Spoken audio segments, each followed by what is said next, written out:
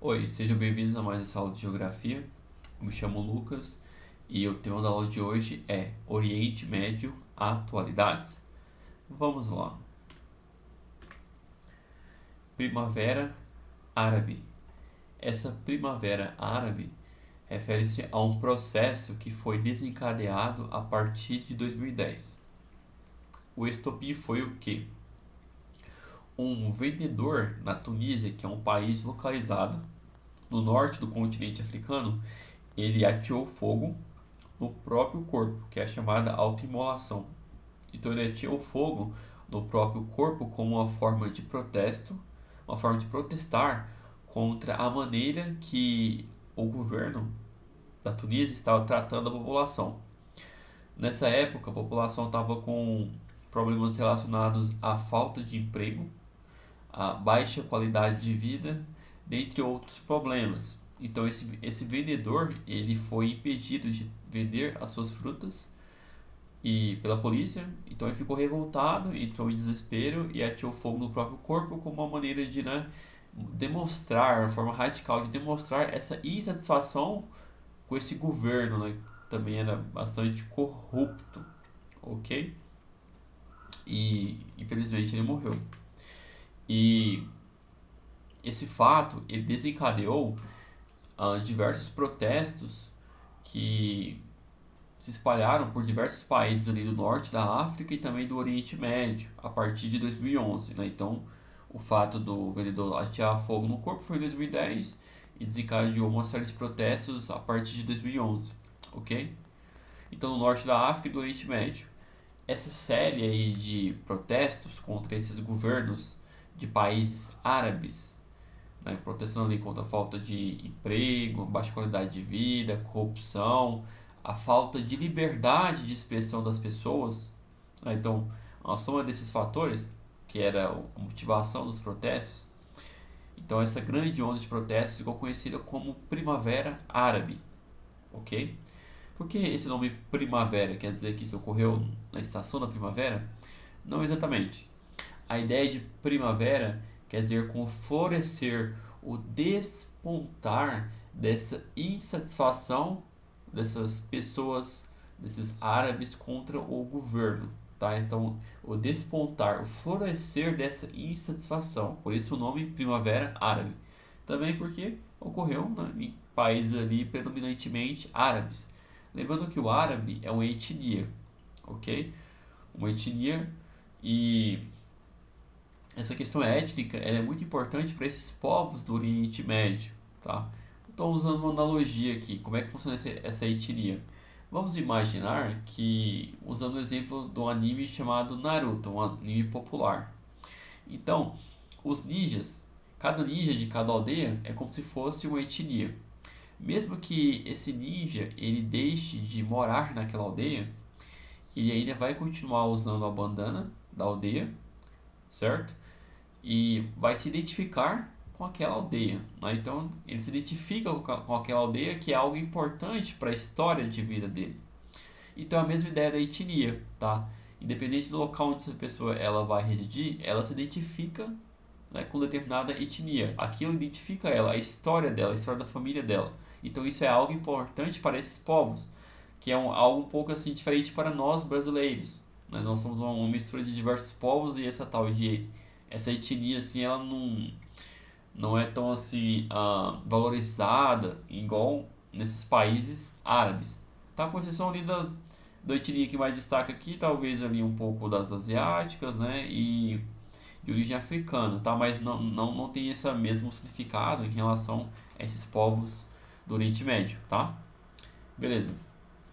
Então ali um anseio por mais liberdade, né, e melhores condições de vida. Primavera Árabe. Aqui nessa imagem está sendo representado um protesto, né, na Tunísia, ok? Então começou aqui na Tunísia essa série de protestos, ok? Se espalhou para outros países do norte da África e Oriente Médio. Então tá aqui, ó, alguns países aqui árabes do norte da África: Marrocos, Argélia, Tunísia, que foi o estopim, Líbia, Egito.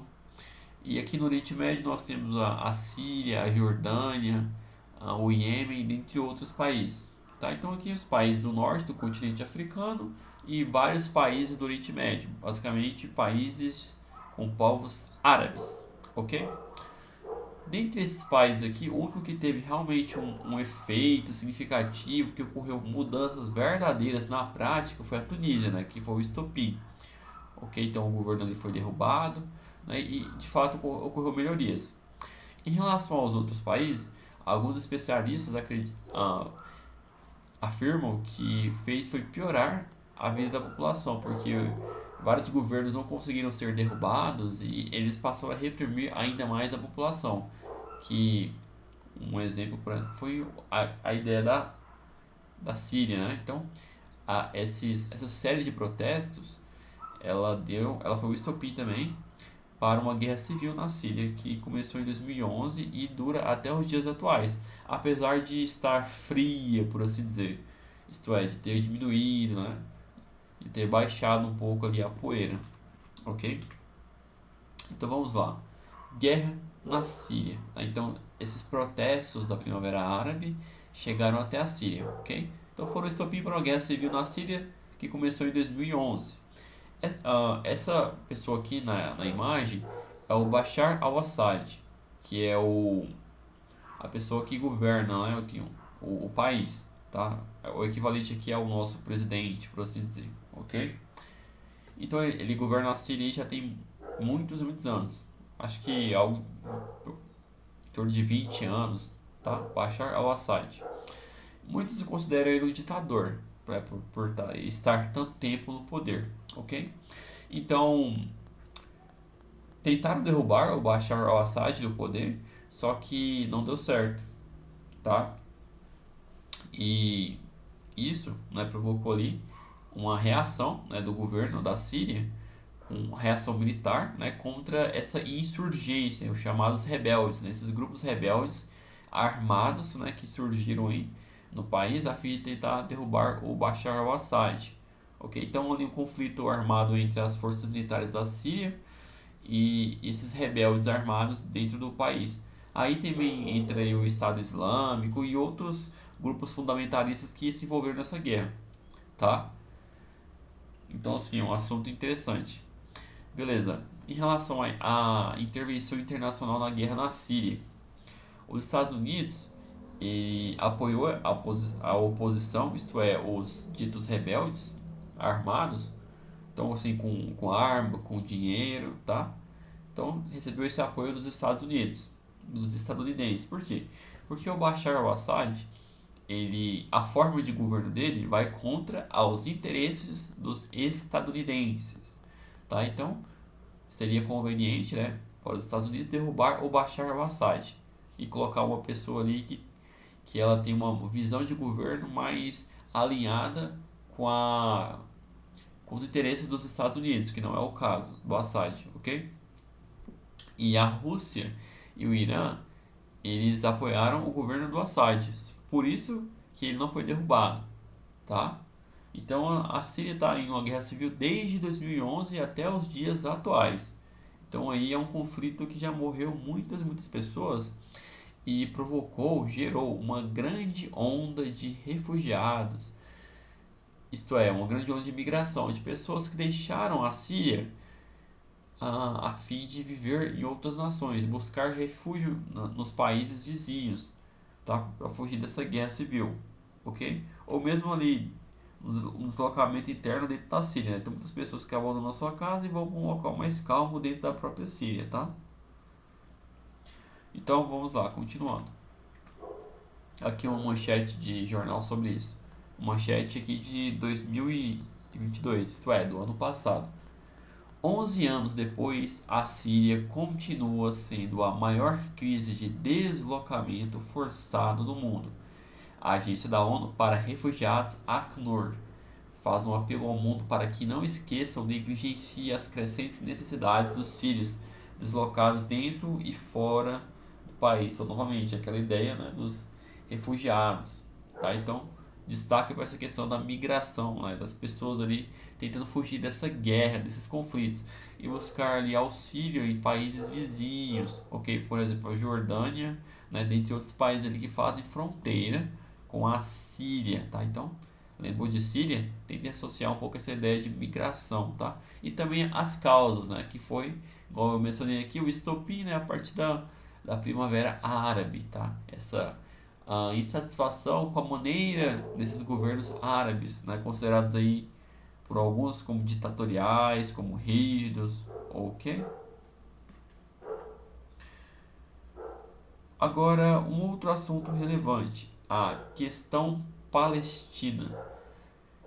Essa Palestina, ela refere-se a uma região que ela está localizada no Oriente Médio e é uma estreita faixa de terra que fica entre o famigerado Rio Jordão, que é aquele mesmo Rio Jordão bíblico, né, na qual o Jesus teria sido batizado.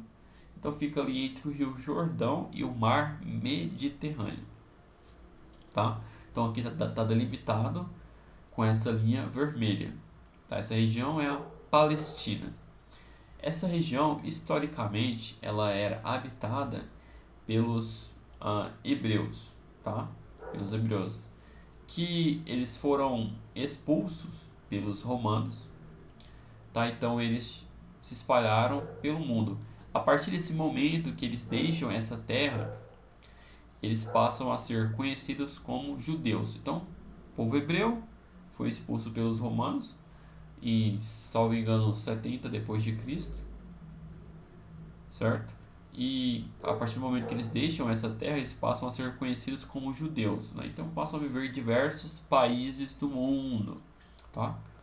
Então, nos séculos posteriores, essa região ela foi sendo gradativamente ocupada pelos árabes palestinos, ok? Então, ela foi povoada, foi ocupada por outro povo, tá? Ok. A partir do final do século XIX, ocorreu um movimento, né, de retorno, tá, dos judeus a essa terra. Então, assim, então os judeus começaram a retornar novamente aos poucos, tá, para essa terra, para Palestina, para a região da Palestina, ok? E isso intensificou-se a partir da Segunda Guerra Mundial. Então tá aqui, né? Um mapa mental sobre essa ideia. Então, novamente, é uma região disputada por dois povos, os judeus e os povos árabes, palestinos, ok? Então, era povoada pelos hebreus que foram expulsos, né, e passaram a ser chamados, a ser conhecidos de judeus, ok? Então, aqui, ocupada posteriormente por árabes palestinos, é o que eu mencionei. Então, aí no início o início do retorno, aí, século XIX, que é intensificado na Segunda Guerra Mundial. Se vocês puxarem na memória, durante a Segunda Guerra Mundial ocorreu uma perseguição dos nazistas, né, em relação aos judeus, foi o chamado ali Holocausto. Então diversas famílias judias, né, de judeus que tinham condições de migrar, eles foram ir para outros países da Europa e vários foram ali para essa região da Palestina. Ok, então intensificou esse fluxo por conta desse contexto da Segunda Guerra. Tá? Muitos judeus voltaram para a região da Palestina, tá? Então a ONU ela previu que ela percebeu que estava começando a surgir uma intriga ali entre os judeus que estavam retornando e os árabes palestinos que estavam ocupando aquela terra há várias gerações, tá? Então a ONU ela faz o quê? Ela divide a Palestina em duas regiões a partir de 1947, tá? Então ela divide a Palestina em uma parte árabe e uma outra parte judaica, tá? Ok.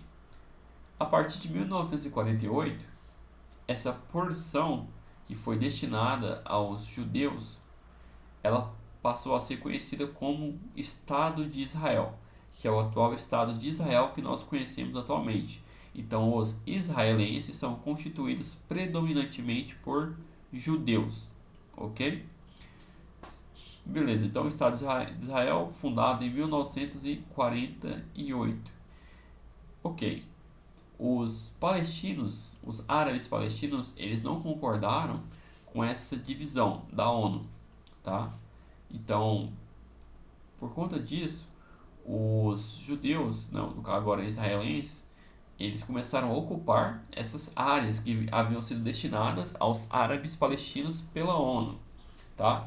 Então, diversas famílias de árabes palestinos tiveram que migrar para outros países, para países vizinhos, ah, ali da Palestina, ok? Ou mesmo ali migrar internamente, tá? Então também aí é uma grande onda de migração, ok? Então aqui, conflitos, ocupação e migração palestina, tá? Então esse é um pouco da explicação, né, do porquê dessa intriga entre os palestinos e os israelenses, por conta desse passado histórico aí de ocupação desses dois povos, né, que desejam constituir, viver ali nessa região. Lembrando que essa região ela é sagrada para as três grandes religiões monoteístas: o judaísmo, o islamismo e o cristianismo. Tá? Essa região ali é onde está localizada a famosa cidade de Jerusalém. Ok? Jerusalém é uma cidade que fica ali nessa região da Palestina. Tá? Então é uma terra muito cobiçada e sagrada para essas três regiões monoteístas. Religiões. Ok, aqui uma notícia, né, sobre essa questão palestina. Por que palestinos seguram chaves na Nakba quando lamentam criação de Israel? Chaves simbolizam a esperança de retorno para palestinos que foram expulsos de casa após a fundação de Israel. Ok, então aqui mostra uma mulher com uma burca segurando uma chave. Essa chave aqui era da casa que a família dela possuía, provavelmente os avós ou os pais possuíam, e que eles tiveram que abandonar por conta dessa ocupação que Israel passou a fazer, né, em relação às áreas que haviam sido destinadas aos palestinos pela ONU, ok? Então existe essa esperança, né, de retornar para essa terra, né, para essas casas, ok?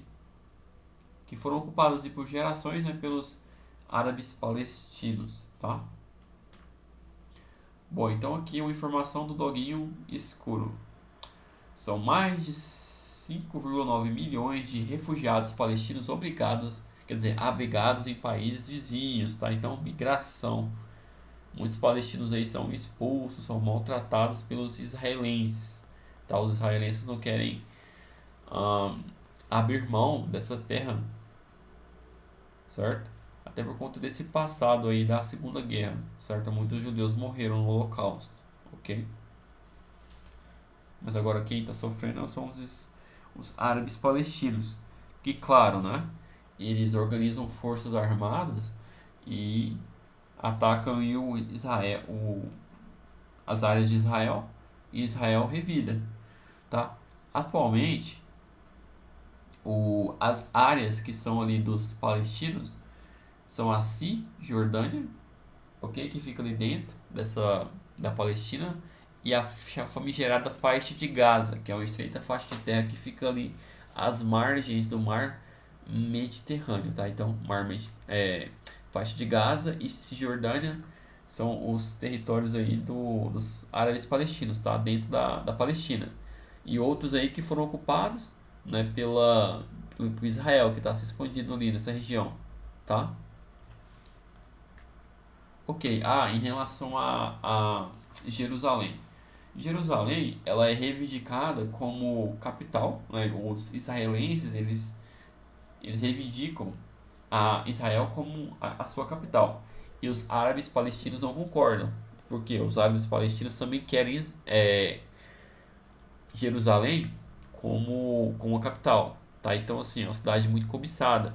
A ONU, ela tinha, na época da divisão, ela tinha colocado que Jerusalém seria uma cidade internacional, isto é, não seria a capital de nenhum desses dois estados, nem dos árabes palestinos, nem de Israel. Só que Atualmente, hoje em dia, quem controla Jerusalém são os israelenses, ok? Continuando. Uma outra questão importante sobre o Oriente Médio, igual eu mencionei o que? A Primavera Árabe, que desencadeou a guerra na Síria, a guerra civil que ela impera até os dias atuais. Depois eu falei da questão da Palestina, certo? Agora um outro assunto irrelevante sobre o Oriente Médio é o retorno do Talibã ao Afeganistão, tá? Então vamos lá, o Talibã ele governou aí no Afeganistão entre 96 e 2001, ok? E quem são esses talibãs?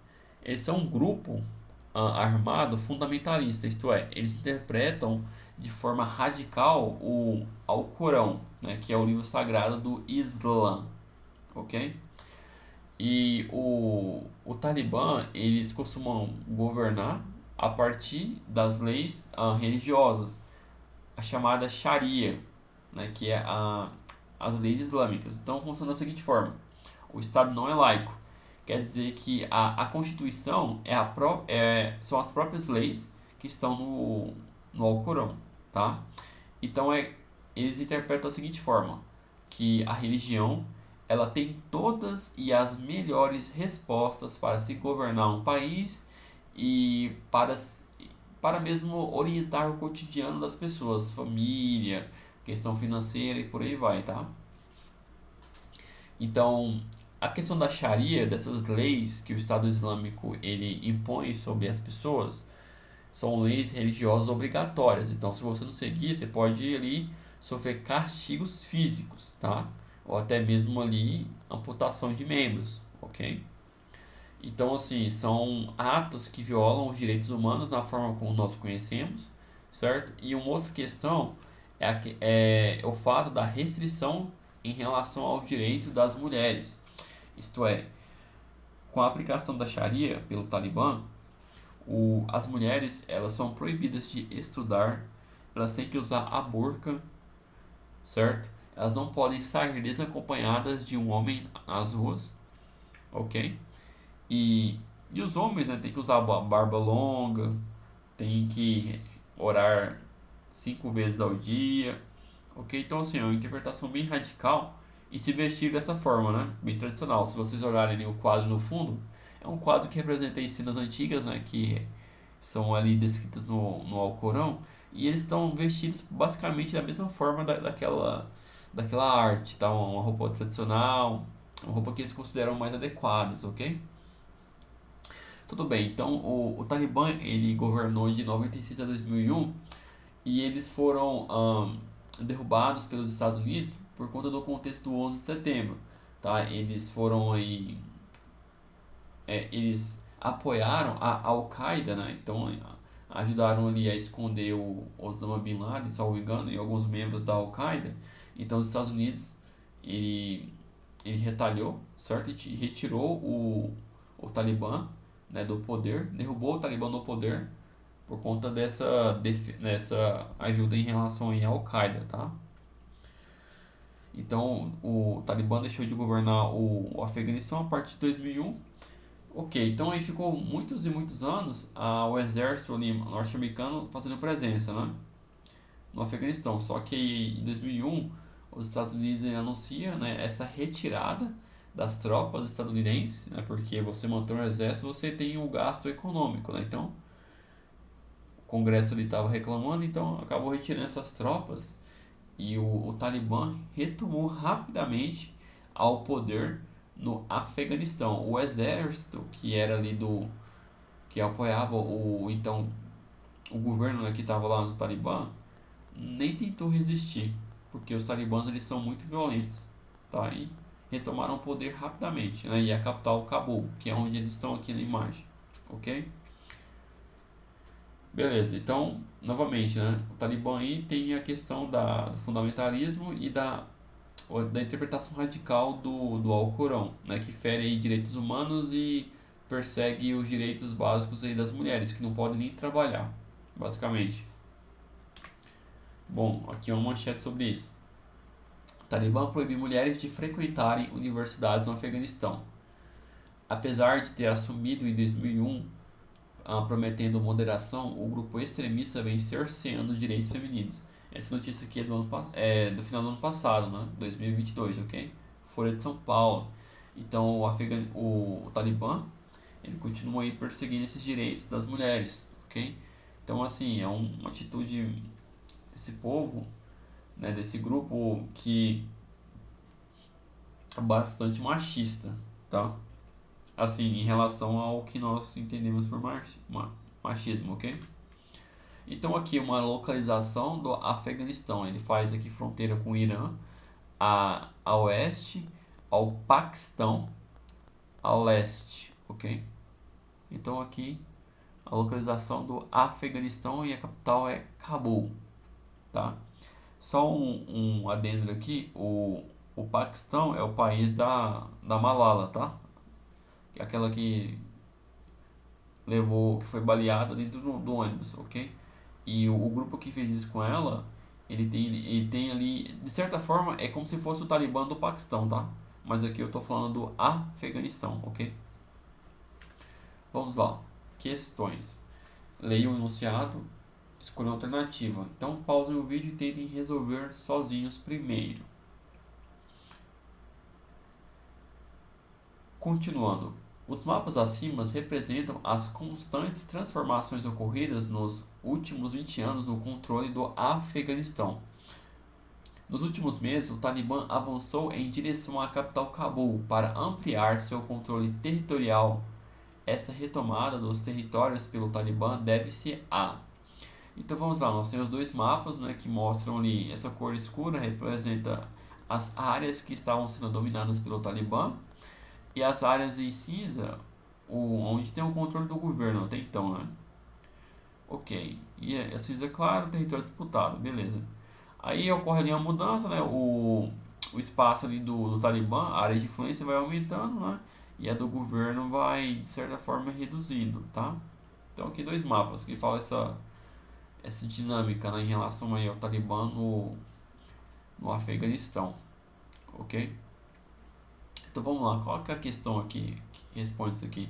A afinidade do governo do Talibã com as forças da Organização do Tratado do Atlântico Norte. Não, a ONU não apoia o Talibã.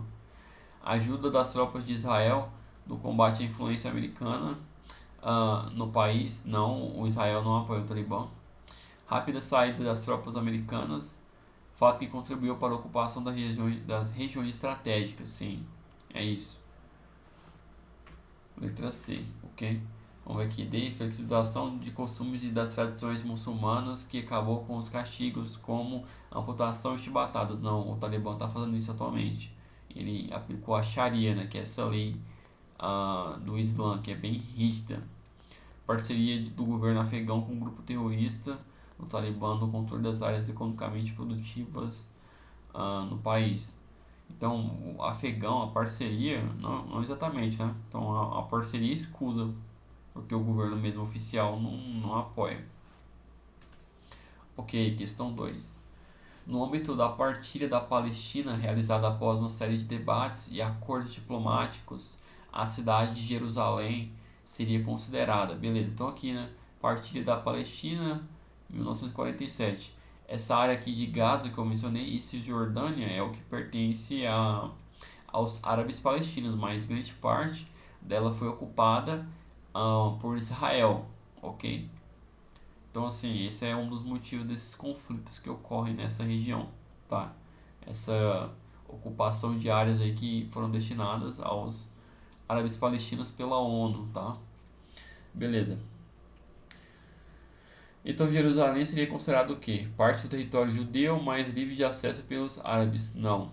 A capital da Palestina, porém, com participação e história de Israel? Não.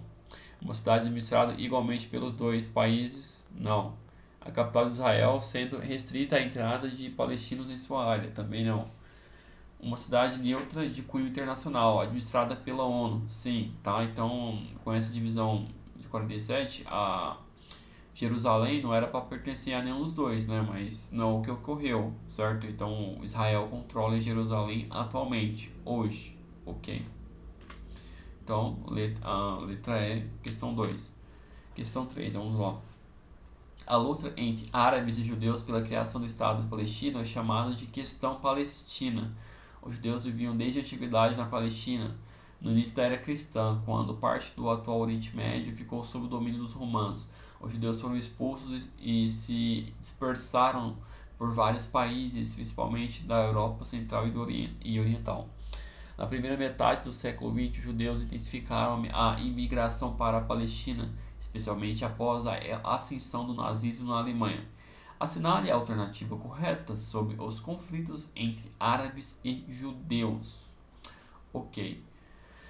Em 1967, em uma operação relâmpago que ficou conhecida como Guerra Santa, as forças israelenses invadiram e anexaram Kuwait. Não, quem fez isso aí foi o Iraque, né, na Guerra do Golfo, tá? Na década de 90. E não tem a ver com a operação, quer dizer, com a ideia do com Israel, tá? Desde a criação do Estado de Israel, os palestinos árabes dispersos ou refugiados vêm lutando para ter um Estado palestino árabe. Surge assim a Organização para a Libertação da Palestina. Não é exatamente isso aqui, tá? Tem uma coerência aqui, mas não é essa. Ok? A que melhor responde a questão? É essa que a gente está procurando. Essa OPEC aqui não tem a ver com isso aqui não, tá? Israel, o Estado judeu foi proclamado oficialmente em 48 com o apoio dos Estados Unidos. Sim, os Estados Unidos apoiam Israel. No entanto, os países árabes vizinhos, especialmente Egito, Síria e Jordânia, não aceitaram o novo Estado e atacaram, tentando impedir sua implantação. Sim, certo? Então é a letra C. O conflito bélico que provocou maiores transformações territoriais na região aconteceu em 67. Na Guerra dos 6 Dias, o Egito tomou o deserto do Sinai e a faixa de Gaza de Israel. A Cisjordânia Não, tá errado. O conflito entre árabes e judeus é uma questão isolada no Oriente Médio, que não interfere em outros países. Não é verdade, interfere sim. Questão 4. A situação demográfica de Israel é muito particular. Desde 1967, a esquerda sionista afirma que Israel deveria se desfazer rapidamente da Cisjordânia e da faixa de Gaza, argumentando a partir de uma lógica demográfica aparentemente inexorável. Devido à taxa de nascimento árabe ser muito mais elevada, a anexação dos territórios palestinos, formal ou informal, acarretaria dentro de uma ou duas gerações uma maioria árabe entre o rio e o mar. Ok. A preocupação apresentada no texto revela um aspecto da condução política desse Estado identificado ao... Então vamos lá, os israelenses estão preocupados com a questão da taxa de natalidade dos árabes palestinos, tá? Então vamos lá. A aplicação da interferência militar em conflito local, não. Busca de preeminência étnica sobre o espaço nacional. Ó, aqui tem algum interesse aqui, isso aqui é interessante. Se a administração da participação proativa de blocos regionais, em nenhum momento citou algum tipo de bloco aqui. D. Rompimento com os interesses geopolíticos das potências globais.